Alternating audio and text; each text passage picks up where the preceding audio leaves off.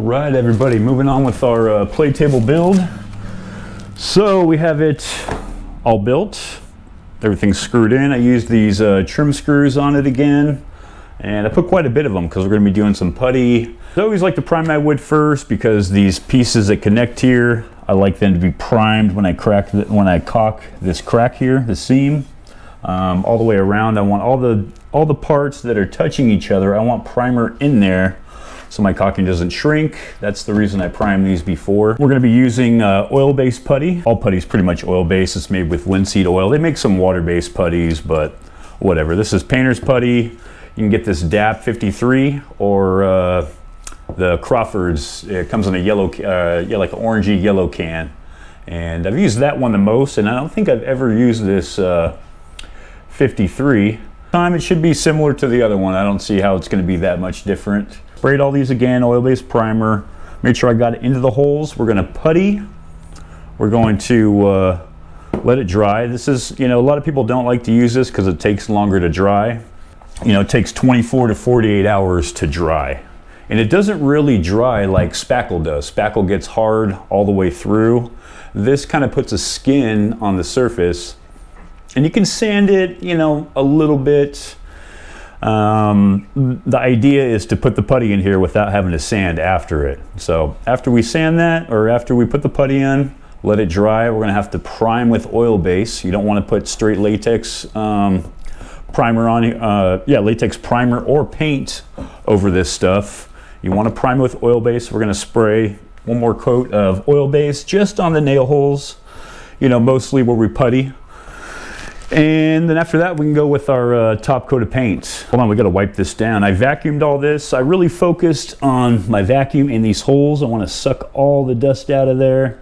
Because when I sanded, put dust in those holes. Make sure, we don't cross-contaminate with dust underneath of our putty, right? We don't want anything in the way. We want this stuff to bond together as much as we can. I'll wipe this bad boy down. Yeah, it's pretty dusty. I remember watching somebody's video popped up on my feed, and the guy was like, I don't know, he's like, oh yeah, he showed himself doing this, oh, I put some putty and left it, sticking up like that, and then showed himself sanding it smooth, which is complete BS. If I let that putty sit there for 20 minutes and I tried to sand that, it would just get all gummy.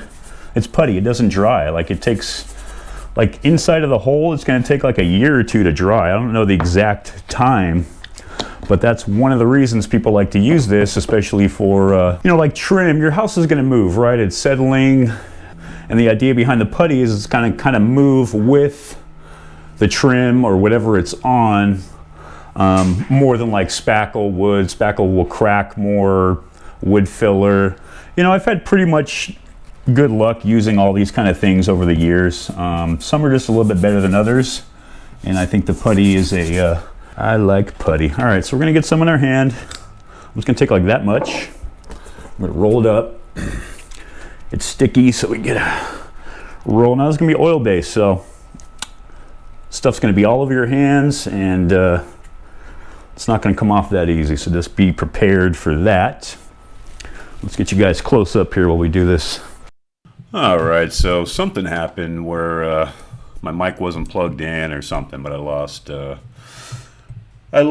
audio here, so I'm doing a voiceover. I really don't like voiceovers. I don't like the way they sound or whatever, and it's fresh in my mind as I'm doing something to be able to talk and explain it to you guys. But basically, you take your putty. You saw how I kind of gummed it up in my hand, and then you just push in enough to fill in the hole. You want to make sure you pack the stuff into the hole. Don't just put a little bit on the tip of the hole. Make sure it's all the way into the hole. Here I'm just kind of feathering the edge out. Sometimes when you use putty, you'll get a little cat's eye, and what that is, a little tiny crack where the putty isn't all the way across the whole hole.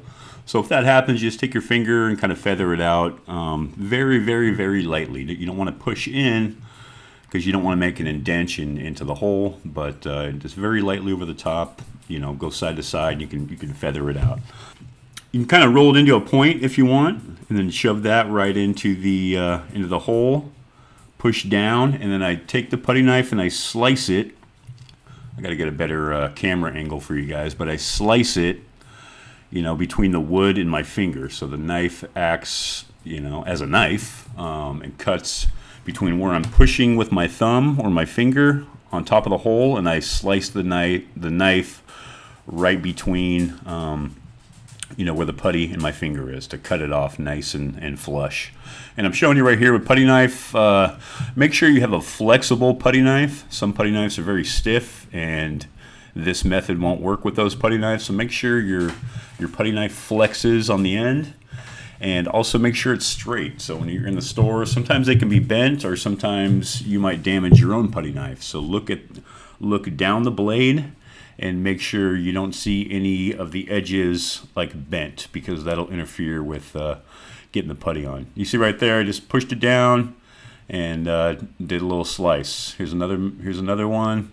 Push down, slice, and that's it. Feather it out. Very easy. We'll have minimal sanding on this, if any. Sometimes there's a little bit of residue, and you just kind of give it a light little sand. But other than that, it's pretty much prepped, and we're just gonna do caulking and go around. Here, I'll show you guys a few more, and that's pretty much it for putty. Like I said, we're gonna be doing oil base, primer over the top, and then our paint colors. So hopefully this video has helped you guys out with your puttying and make it a little more simple. And here's, you know, just another alternative to use besides Bondo and wood filler and spackle. Hey everyone, real quick, here's what I was cleaning off my putty, and I figured, hey, maybe I could show some people, help them out. So this is oil base. It's a pain in the ass to get off, but what I do is I just take my putty knife, you know, if this is sharp, you can use the side, and I just kind of scrape it all off. Sorry, I think that was the camera. Just kind of scrape it all off. You know, take this, toss it. Don't try to throw this little bit back in the can. So scrape it, and then you can use whatever you want to wash it up. You know, a couple washes with dish soap, or maybe some orange hand cleaner. That stuff's great. So you got to get the residue off, the big buildup, and then there'll be a little bit of, you know, you can feel it on your hand still. It's not going to feel right. So right here, got on there. Just going to scrape it. So once that barrier is out of the way, then you can wash it much easier. So just wanted to share the little tip with you guys. Alrighty, we're going to put this bad boy outside, let it get some air blowing on it, dry up, and it's almost time to paint. I'm excited.